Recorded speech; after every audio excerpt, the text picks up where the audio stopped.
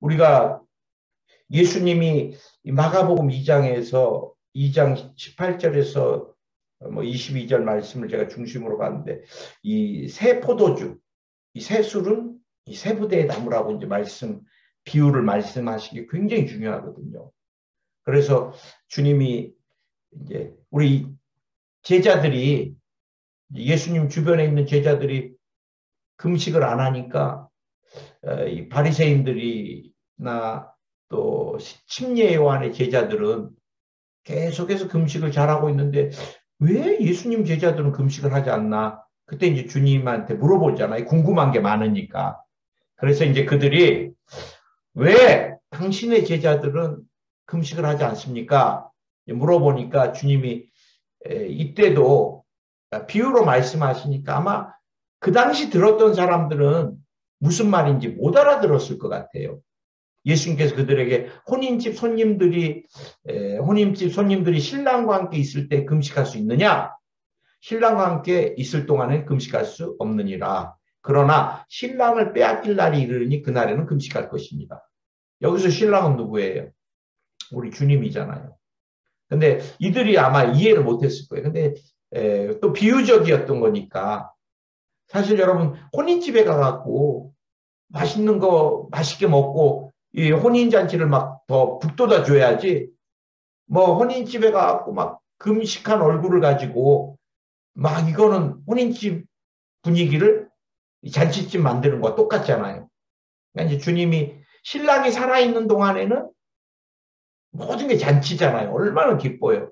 그때는 금식을 하지 않아도 된다는 표현들을 이제 하시면서 뒤에 동일한 내용의 비유를 두 가지로 이렇게 들어요. 생배 조각을 낡은 옷에 붙이는 자가 없나니 만일 그렇게 하면 기운 새 것이 낡은 그것을 당기어 헤어짐이 더하게 되느니라. 새 천이 낡은 것들을 땡기면 이게 다 뜯어져 헤어진다는 거예요.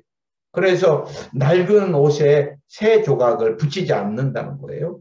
그 다음에 또 주님이 또 한 번 반복해서 비유를 드는 게, 새 포도주를 낡은 부대에 넣는 자가 없나니 만일 그렇게 하면 새 포도주가 부대를 터뜨려 포도주와 부대를 버리게 되리라. 오직 새 포도주는 새 부대에 넣느니라. 이게 두 번에 걸쳐서 주님이 같은 내용인데 다르게 비유를, 동일한 비유 내용이거든요. 두 번을 말씀하신 건 굉장히 중요한 것을 강조하시는데, 그래서 제가 이제 이번 주에, 그래, 주님이 말씀하시는 이 낡은 부대는 과연 무엇일까? 여러분, 우리가 낡은 부대를 가지고 많이 신앙생활을 오래 한다고 그래서 절대 신앙이 자라지 않습니다. 왜? 예수 그리스도 새 포도주가 이제 예수 그리스도를 비유하는 건데 터져버려갖고 담을 수가 없기 때문에 그렇습니다.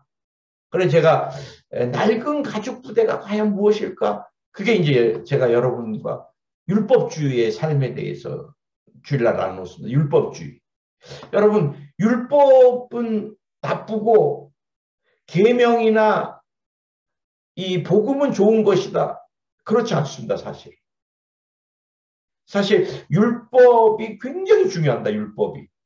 근데 구약의 율법은 행함으로 우리가 구원을 얻지 못하기 때문에 플러스 예수 그리스도 복음이 합력해서 완전하게 하나님의 모든 구속을 이루는 거죠. 여러분, 모세오경이 잘못됐어요? 그렇지 않습니다. 굉장히 구약 39권이 굉장히 중요합니다. 그래서 왜 중요하냐? 이제 이스라엘과 하나님이 정식 계약을 맺게 됐습니다. 하나님이 우리의 아버지시고 보호자가 되시고 하나님이 되시고, 이스라엘 너희는 나의 또 백성이 되리라. 여러분, 이 계약관계가, 근데 이 계약관계에서 중요한 게 뭐예요? 요즘도 그렇잖아요. 구두로 하는 거는 의미가 없잖아요. 제일 중요한 거는 계약서가 있어야 돼요. 계약서. 하나님과 이스라엘 백성이, 하나님이 이스라엘 백성의 주인이고 이스라엘이 하나님의 백성이 되는, 그럼 백성이 되면 이제 보호하시는 거죠. 지키시고 채우시는 거지요. 이스라엘은 하나님을 잘 예배하며 섬기는 거죠. 이 계약 관계가 율법입니다. 율법. 이것을 언제? 구약의 오순절날 하나님이 이스라엘 백성과 율법을 계약 관계로 주신 거예요. 얼마나 중요한 문서예요. 이제 정식 그를 통해서 하나님과 이스라엘이 이렇게 백성이 되고 정식이 율법을 통해 우리가 여러분 하나님이 누구신지를 알게 된 거예요. 하나님은 완전한 공의 하나님이시고 완전한 정의 하나님이시에요. 율법을 통해 우리가 죄가 어떤 것인지를 알게 됐다는 거예요. 그전에는 죄가 무엇인지를 알지 못했어요. 율법을 통해서 이게 죄구나. 이렇게 하면 하나님께로부터 책망을 받구나. 버림받는 거구나. 그럼 우리가 율법을 통해서 죄를 알게 됐어요. 문제는 뭐예요? 우리가 그 율법을 다 지킬 수 없다는데 문제가 있는 거예요. 이거는 이제 나중에. 근데 여러분, 이 율법에서 율법주의가 되면, 율법에 대해서 형식만 갖고 있으면, 율법주의가 되면 어떻게 돼요? 율법주의. 그럼 이 사람은 끊임없이 다른 사람을 정죄하고 비판하게 된다는 것입니다. 율법을 가지고 끊임없이 율법의 잣대로 들이대면서 뭐가 잘못됐다, 뭐가 어땠다, 매일 지적만 하는 이게 정죄. 여러분, 우리가 늘 기억하시기 원합니다. 하나님이 왜 우리에게 율법을 주셨어요? 저 사람 오늘도 10계명 중에서 3계명을 어겼네? 저 사람은 5계명 어겼네? 저 사람 진짜 뭐 계명 하나도 안 지키네? 이렇게 하라고 주신 게 아니라 주님이 율법을 주신 것은 우리에게 죄를 깨닫고 회개하고 완전한 하나님과 끊임없이 관계하고 교제하다고 율법을 주신 거잖아요. 다시 말씀드리면 율법은 다른 사람을 보라고 준 게 아니라 나 자신을 말씀을 통해 성찰하라고 주신 게 율법이라는 거예요. 그런데 율법주의가 되면은 자신을 보지 않고 끊임없이 다른 사람들이 뭐를 못 지켰나? 저 사람은 뭐를 못 지켰나? 못 지킨 것들에 대해서 정죄하고 판단하고 여러분 비판하는 거. 그래서 내가 오늘도 누군가 우리가 설교 듣는데 그 집사님이 오늘 왜 안 오셨지? 이거 들어야 되는데 그러면 벌써 정죄하고 있는 거예요. 그 다음에 율법주의자가 되면은 자비와 용서가 없습니다. 이 율법주의자들은요, 율법대로 행하면서 자신이 의롭다고 생각을 해요. 대표적인 게 어디예요? 요한복음 8장 3절 이하에 이 간음하다가 잡힌 여인에 대해서 서기관들과 바리새인들이 음행 중에 잡힌 여자를 끌고 와서 가운데 세우고 여러분 이 성경이 점잖하게 표현하고 있는 거예요. 뭐 음행 중에 잡힌 여자를 끌고 와서 얼마나 잔인하게 끌고 왔겠어요. 뭐 머리채 잡고 막 옷이 다 찢어지도록 막 끌고 내동댕이 치고 막 그러면서 자신은 어떻게 했다는 거예요? 자신은 거룩하고 죄 없다는 것들을 더 표현하는 거겠죠. 그리고 이 여자 현장에서 잡혔는데 모세 율법에 의하면 돌로 치라 하는데 선생님 어떻게 할 거예요? 이건 여러분 꼭두리를 잡기 위해서 이 여인에 대해서 자비와 긍휼이 전혀 없습니다, 여러분. 이게 이제 그러나 주님은 어떻게 하셨어요? 다시 몸을 굽혀서 손에 이제 막 쓰시는데 먼저는 뭐라 해요? 죄 없는 자가 먼저 돌로 치라. 그리고 이렇게 또 하시고 보니까 사람들이 자신을 돌아봐 보니까 다 더 심한 죄인들이야. 그래 어린아이로부터 시작해서 어른으로 시작해서 젊은이 다 가져왔던 돌들 다 거기다 내려놓고 아무도 없는 거예요. 그때 예수님이 여자 외에 아무도 없는 것을 보시고 이르시되 여자여 너를 고발하던 그들이 어디 있느냐? 너를 정죄한 자가 없느냐? 대답하되 주여 없나이다. 예수께서 이르시되 나도 너를 정죄하지 아니하노니 가서 다시는 죄를 범하지 말라. 이때 제가 볼 때 이때 예수님이 그 여인을 볼 때 어떤 눈이었을 것 같아요. 나는 야 너 더럽다 이 간음한 여자야. 주님은 그 여인에 대해서 얼마나 자비와 국률의 눈으로 제가 우리 중보팀하고 장영국 중보팀하고 나누는 게 요한복음 4장의 우물가의 여인 남편 5에게 중동에서는요 여자가 남자 버리지 못합니다. 우리가 가끔 설교할 때 우리 중심으로 보니까 뭐 지금도 히잡 안 썼다고 여자들 때려 죽이는 데가 중동입니다. 그 당시 여자들 아이들의 인권은 뭐 2000년 전은 상상할 수 없을 정도잖아요. 끊임없이 남편에게 남자가 의심스러우면은 모세 율법대로 이혼 증서 하나 주면 그냥 이혼이에요. 지금같이 뭐 재산분할 뭐 이런 것도 없습니다. 그냥 쫓겨나는 거예요. 그냥 의심만 들면 의식만 있으면. 그 몇 번째 나 안 그랬다고 나 그런 여자 아니라고 아무리 빌어도 안 되는 거 5번을 버림받고 6번째는 이제 누군가도 모르는 정부 같은 남자랑 모두가 정죄하니까 한낮에 목숨을 걸고 정말 중동에서는 한낮의 온도가 어마어마하니까 길을 가다 쓰러져 죽습니다. 그 아무도 없는 때를 나와서 왜? 정죄의 눈이 무섭고 비판의 목소리가 싫으니까 사람들에 대한 공포, 대인기피증, 공포증을 가진 이 여인이 한낮에 그런데 누가? 유대인인 예수님 말을 걸어오는 거 내게 물을 좀 주라. 남편을 데리고 오라. 남편이 몇인? 남편을 물어봅니다. 남편. 정죄하려고? 아니요.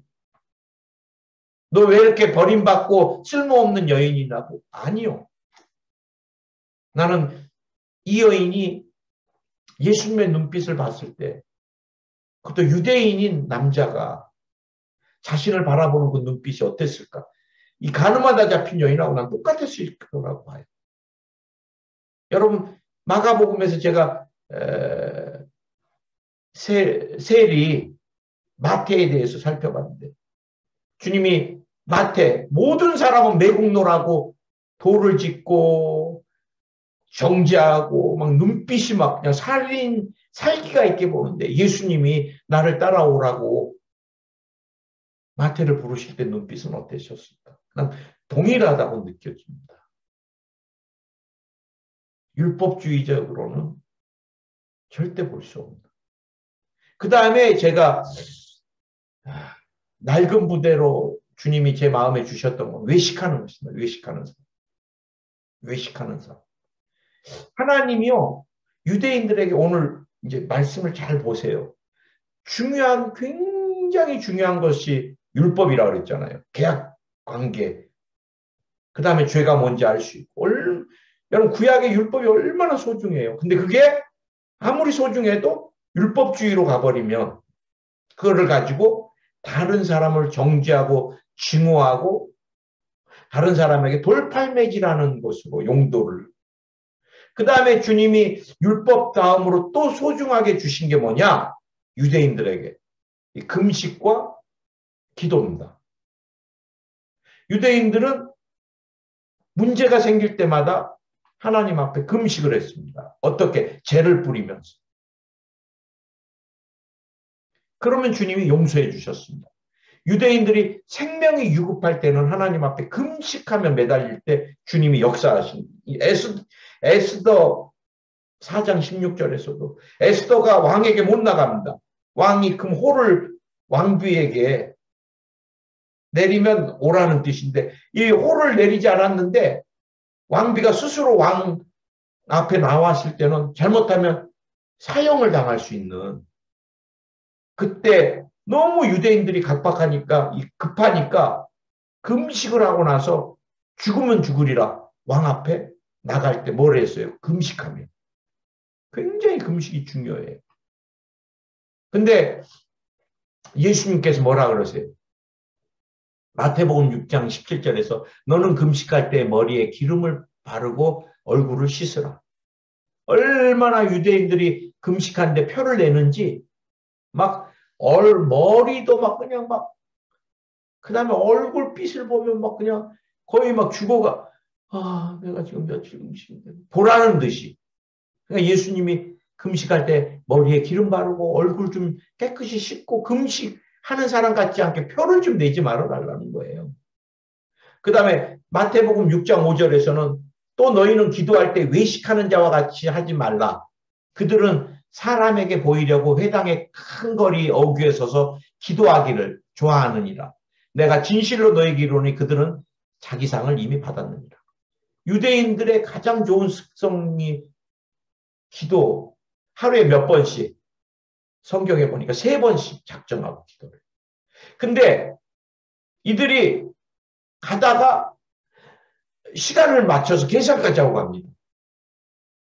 그래서 이 정도 시간을 맞춰서 이제 시간을 정해놓고 유대인들이 기도하는데 뭐 예를 들어 이제 1시에 기도한다 그러면은 12시 한 50분 정도를 출발해갖고 한 55분, 5분 가다 보면은 사람들이 제일 많은 큰 어귀, 사람들이 모이는 막 그 시장 이런데 정도가 딱 그 시간대가 되면 하나님 앞에 이제 막 기도한다고 막 표를 내면서 제발 주님이 그렇게 그리고 막 다른 사람들이 보라는 듯이 막 이제 누가복음 20장 47절에서 막 그들은 과부의 가산을 삼키며 외식으로 길게 기도하니 기도를 막 사람들에게 어마어마하게 하는 것 같이 막 그냥 막 길게 마음을 담는 게 아니라 형식을 외식하는 거죠. 외식. 주님이 외식에 대해서 우리가 신앙생활 할 때요. 이 봉사나 이제 모든 거 남에게 보이려고 여러분 남에게 보이려고 제가 여러분 우리 담임 목사님이 간증하신 때 미국의 그 고3애가 그 굉장히 신실하고 정말 교회에서 최고로 많이 봉사하는 안수 집사님하고 이 권사님 4분 자녀인데 목사님 상담할 게 있다 그래서 불렀더니 그 애가 저는 고3 마치고 대학은 우리 집에서 제일 먼 데로 제일 먼 주로 비전도 전공도 필요 없어 제일 먼 대학을 가겠다는 거예요. 이유가 아버지 엄마 안 보겠다는 거예요. 목사님 우리 엄마 우리 아버지는 외식이 아주 두 얼굴을 가진 정말 우리 엄마 우리 아버지 너무너무 괴롭습니다. 그러더래요. 그렇게 새벽부터 오후 늦게까지 봉사하고 정말 천사의 얼굴로 그리고 딱 자가용을 타는 순간부터 부부가 막 욕을 하면서 싸운다는 거예요. 봉사가 죽겠다 그러고. 여러분 이렇게 수없는 봉사 남이 봐주는 주님이 뭐라 그랬어요? 기도도 골방에 가서 은밀한 중에 여러분 주님이 다 보고 계시는 건데 우리가 사람에게 보이려고 하면 자유함이 없는 것입니다. 낡은 분 20년 30년을 봉사해도 예수 그리스도 생명을 담을 수가 없는 거예요. 주님이 저에게 이 형식주의 예배도 얼마나 소중해요. 주님이 율법 또 금식 기도도 소중하지만 예배가 얼마나 소중해 우리의 본질인데 그러나 이것이 형식이 되면 제가 군대에 있을 때 대대장 연대장 종교가 굉장히 중요하더라고요. 제가 군종병까지 했는데 연대장이 대대장이 열심히 교회 오니까 수요일, 금요일, 주일 오니까 모든 간부들이 다 와 앉아 있어요. 근데 대대장이 다른 데로 이제 정 가시고 그 다음에 새로운 대대장이 왔는데 그분이 이제 불교 신자였는데 야 그분들이 다 또 불당에 앉아 있어.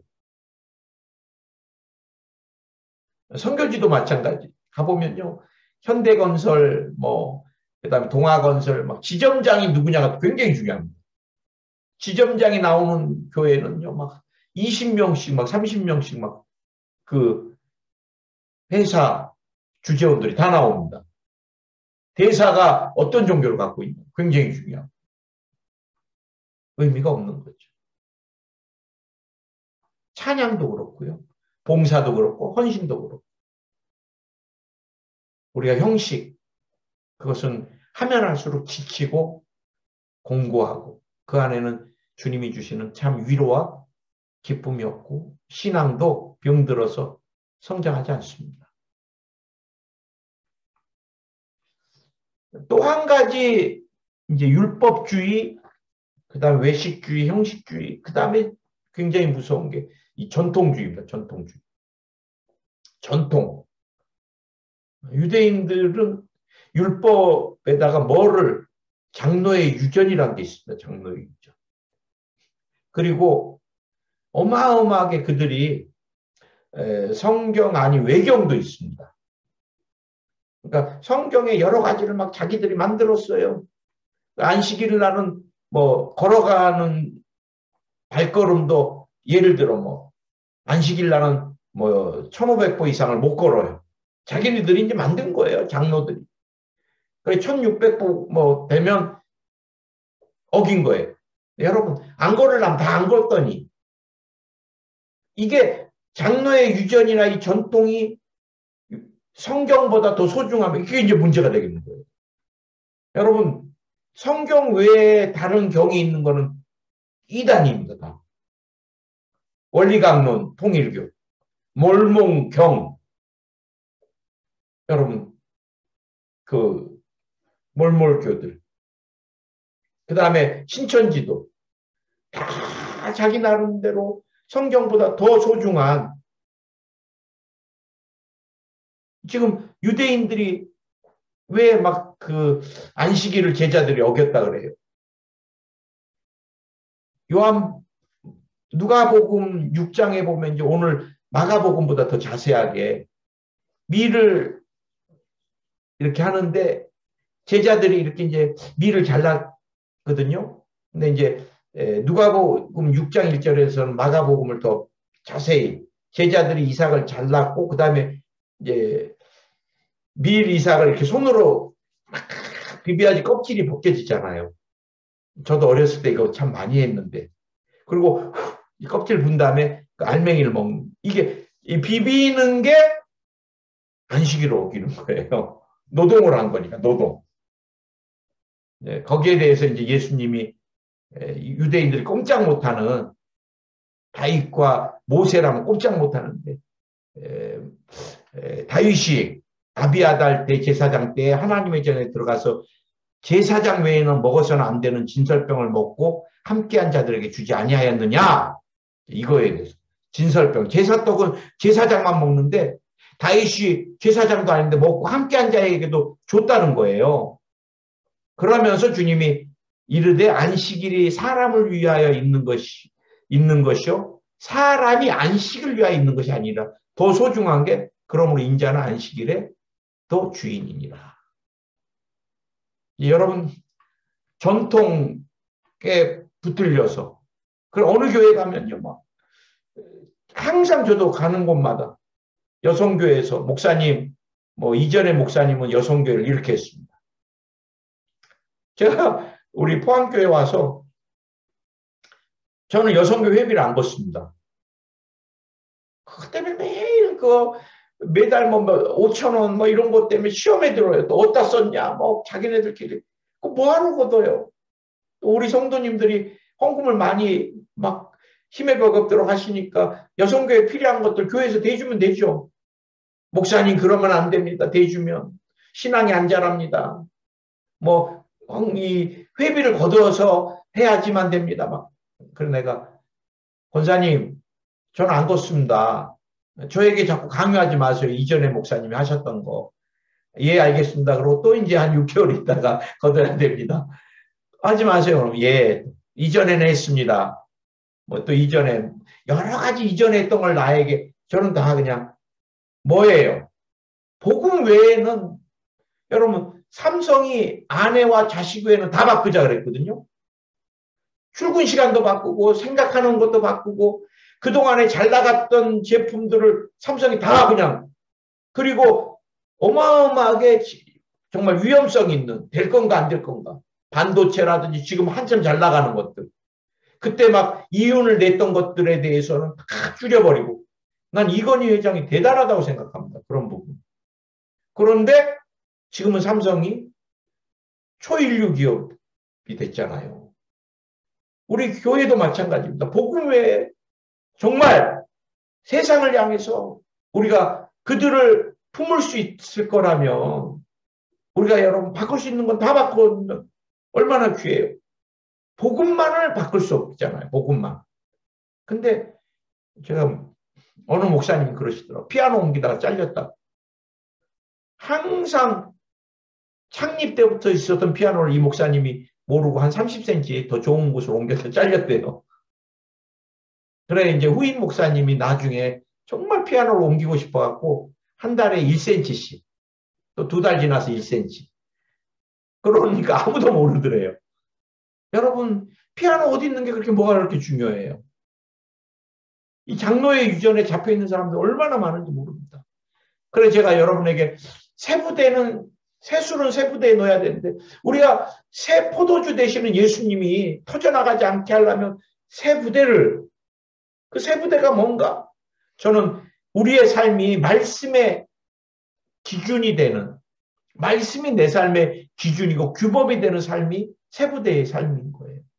전통 유전 중요하지 않아요. 여러분 말씀을 캐논이라고 합니다. 캐논. 캐논은 잣대. 규범이에요. 규범. 기준인 거예요. 기준.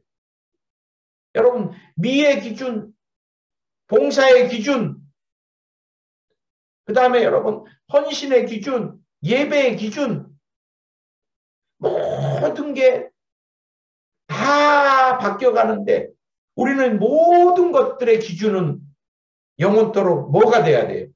말씀이 돼야 된다. 말씀. 말씀에 없는 거 버리는 것입니다. 간단합니다. 굉장히 간단합니다. 저는 은사도 이게 하나님 말씀에 입각한 건가 늘 따져봐요.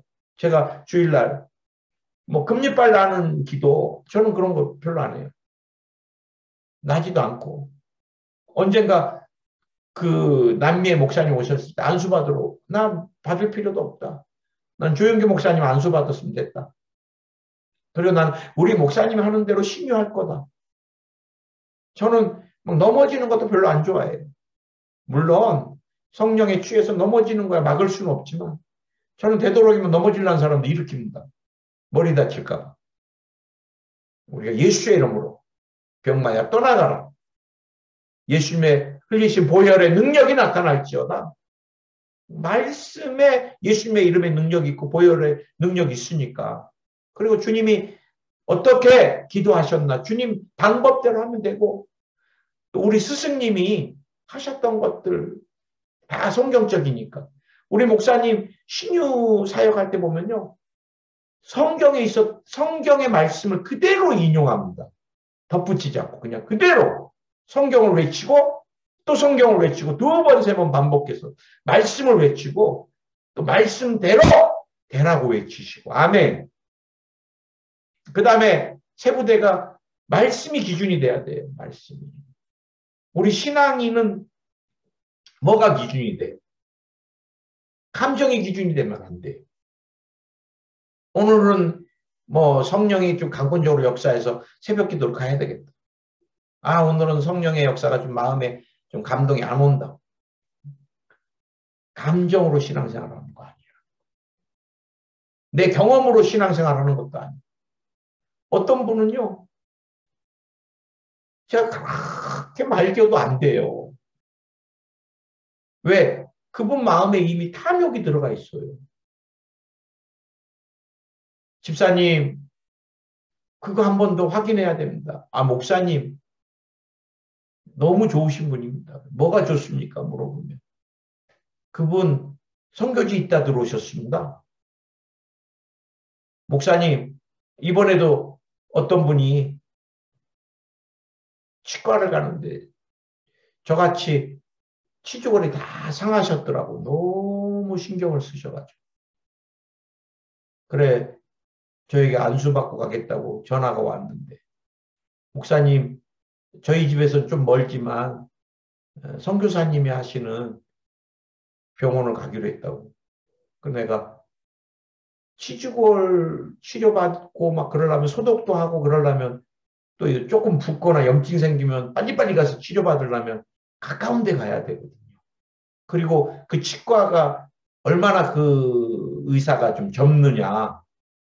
좀 그래도 40대한테 받아야지 이 임플란트는 향후 한 20년 애프터 서비스를 받아야 되거든요. 근데 80이 다 된 분 돌아가시면 그 한 사람이 제일 잘 알잖아요. 그럼 내가 그 선교사님 어디 있다 오셨어요? 내가 물어봤어. 아니 그냥 어디 선교사님이라고 누가 아는 목사님이 소개해줬대. 집사님 신앙생활하면서 선교사다 장로다 믿지 마세요. 내가 그랬어요. 매일 사기당하는 사람들이 교회 안에서 장로 죄송합니다. 여기 또 우리 희철 간사님이 장로인데 장로 안수집사 권사라고 평생 모았던 거 뭐 1억도 갖다 줘서 전부 상처 입는 사람들이 그런 사람들. 평생 못 나와요, 거기서. 제가 여러분들에게 교회 안에서 경험, 교회 안에서 뭐 자기 생각, 이러니까 인생이 매일 기도거리가 생깁니다. 사업을 할 때, 새 사업을 할 때나 내가 뭘 할 때는 항상 제가 여러분에게 감정이나 지식이 아니라 기도하면서 성령의 인도하심과 말씀에 조명을 따라서 해야 된다. 그래서 제가 아무리 말겨도 안 돼요. 그러고 나서 이제 어마어마하게 힘들면 울고 기도해 주세요. 뭐. 이게 3년이 가고 5년이 가고 인생이 다 그 소용돌이 주님 일할 시간이 없어. 그 너무 핍절돼 버리고 몸과 마음. 그러네 그 집사님 20만 원 미리 드렸는데 못 나온다니까 환불 안 해준다 그래서 제가 성경금 신겠습니다. 그리고 그분하고 굿바이 하고 그리고 집 근처 큰 병원 치과로 이제 치주골이랑 다 치료받기 시작했다 그래서 내가 아주 잘했다 그래. 앞으로는 사람들 믿지 말고 주님 믿고 성경대로 살아야 된다 그랬어요. 세 부대가 뭐예요? 우리가 순복음 오중복음입니다. 오중복음. 복음으로 가득 찬 삶. 오중복음. 중생의 복음 하나만도 우리 얼마나 행복해요. 왜 주님이 나 같은 죄인을 구원해 주셨을까? 여러분 구원이라는 한 단어 안에 우리의 미래가 완전히 다 내세가 보장되고 구원이라는 한 단어 안에 보면은 예수님이 나 때문에 내 생명을 사기 위해서 당신의 죄 없는 생명을 대가로 지불하시고 왜 그러셨어요 주님? 이 중생의 복음 하나만으로도 벅찬 삶이에요. 벅찬 삶. 그런데 여기서 더 능력 있는 삶으로 그런데 주님께 정말 생명의 사랑에 비친 이것에 대해서 막 갚을 길 없는데 어떻게 갚아야 되느냐? 그게 이제 성령 충만입니다. 우리가 능력 받아야지 주의 일을 하잖아요. 능력 받아야지 우리가 하나님의 일을 감당할 수 있습니다.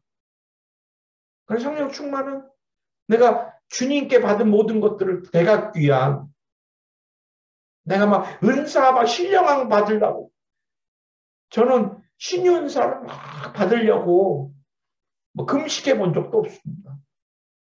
그냥 성령을 받고 나니까 신유의 은사가 따라온 거예요. 우리는 왜 방언을 말해야 돼요? 방언은 내가 성령 받은 표적이니까 그런 거예요. 내가 방언 말고도 다른 거 받을 수 있습니다. 가르치는 은사를 받을 수 있어요. 근데 그거는 성령 받고 가르치는 은사가 왔지만 표적이 아니에요.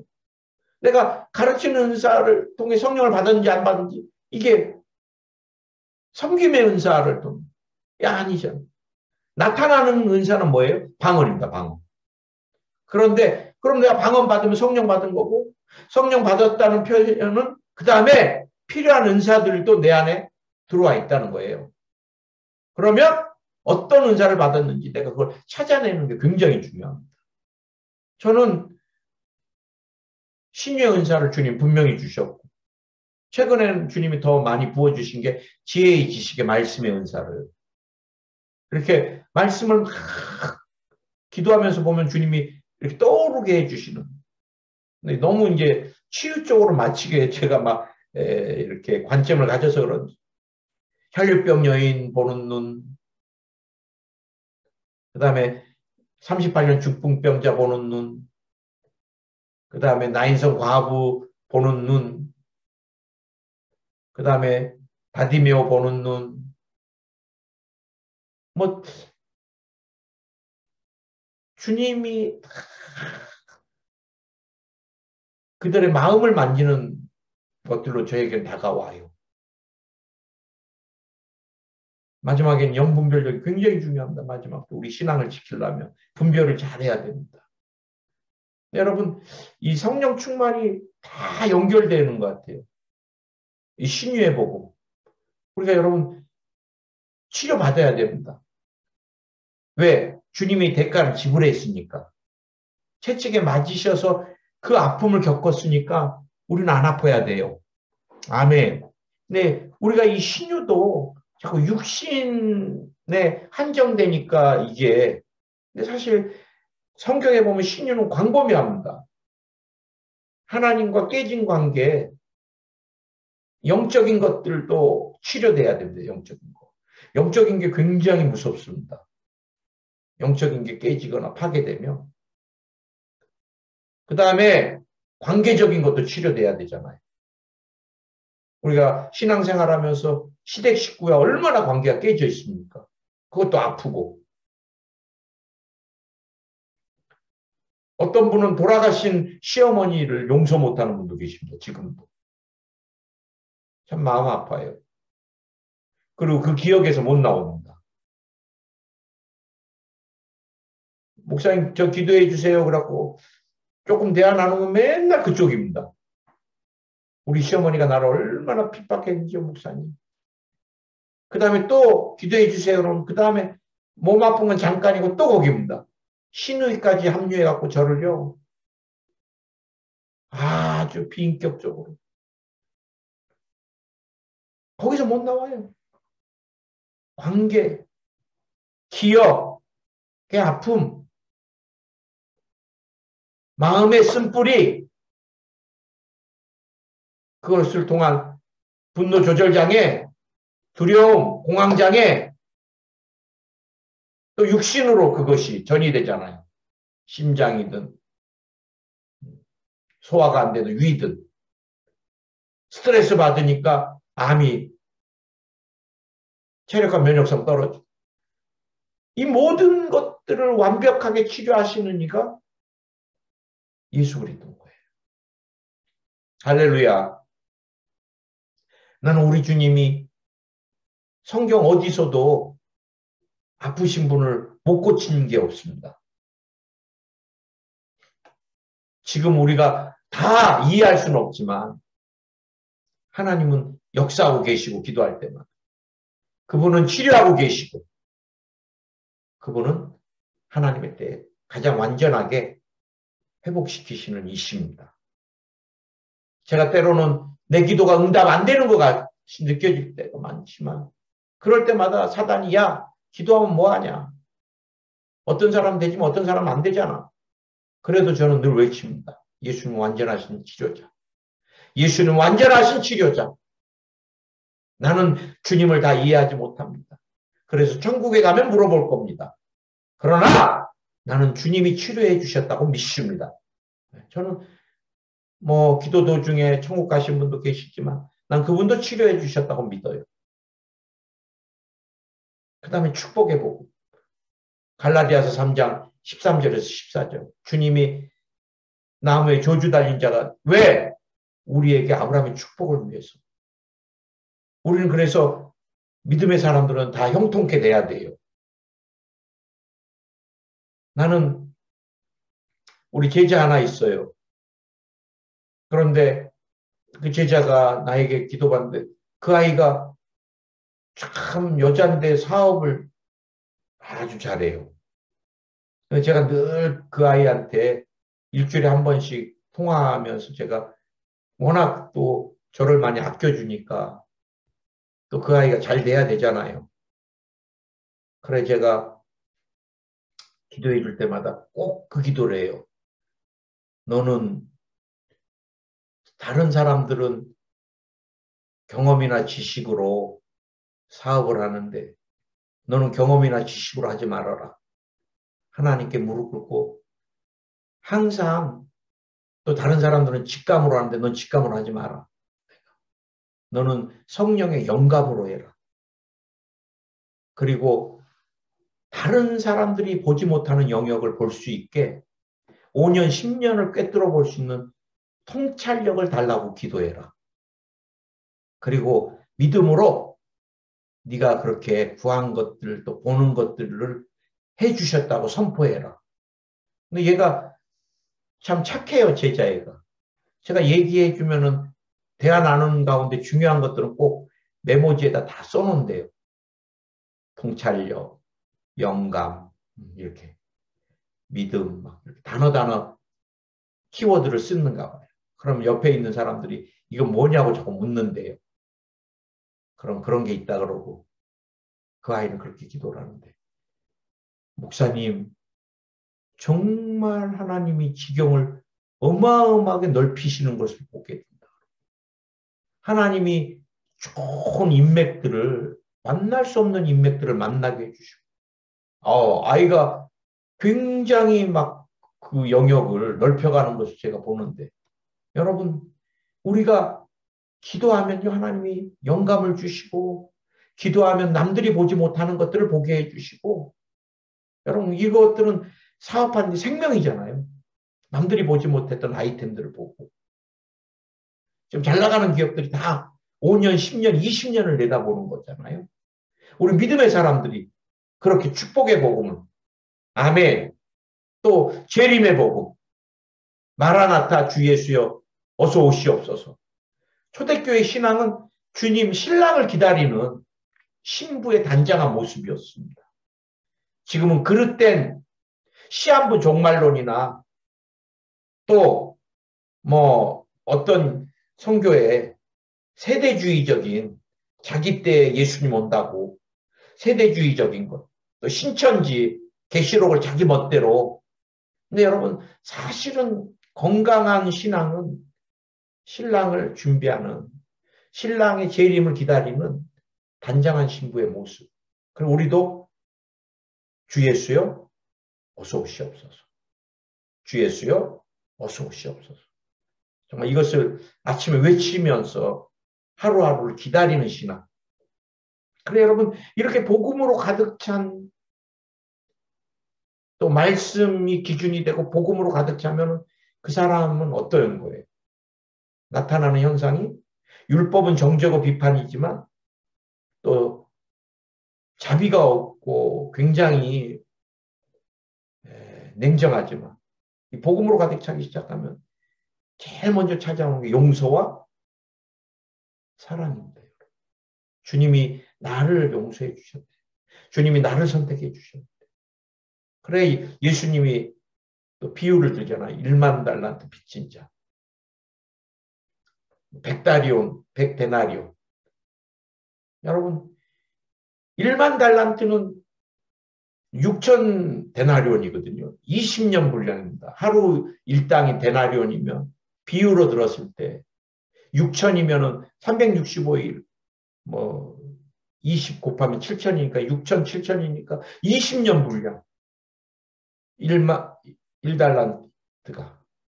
근데 1만이면 또 거기다 20년 곱하기 만을 해봐요. 주님이 얘기하시는 거는 형용할 수 없는, 계산할 수 없는, 우리가 그 빚을 탕감받았잖아요. 그리고 돌아왔으면서는 100데나리온 빚 안 갚는다. 그 사람은 옥에 가뒀어요. 주님이 우리를 향해서 야 수일아 너는 생명을 탕감받고 빚졌지 않냐. 우린 빚진 거예요. 빚진 거. 갚아야 돼요. 나는 그것이 용서와 사랑으로 실천되고 그것이 예배고 만약에 빚진 마음이 그래서 넘치면은 나는 매주 주일 예배는 눈물바다 할 것 같아요. 다른 사람 볼 거 없습니다. 저를 향해서도 외치는 거예요. 목사님 볼 것도 없습니다. 봉사는 어떻겠어요? 화장실 변기를 닦아도 늘 부족한 거예요. 제가 존경하는 목사님과 그 교회는 장로님들이 다 화장실 청소를 하신다고 그러더라고요.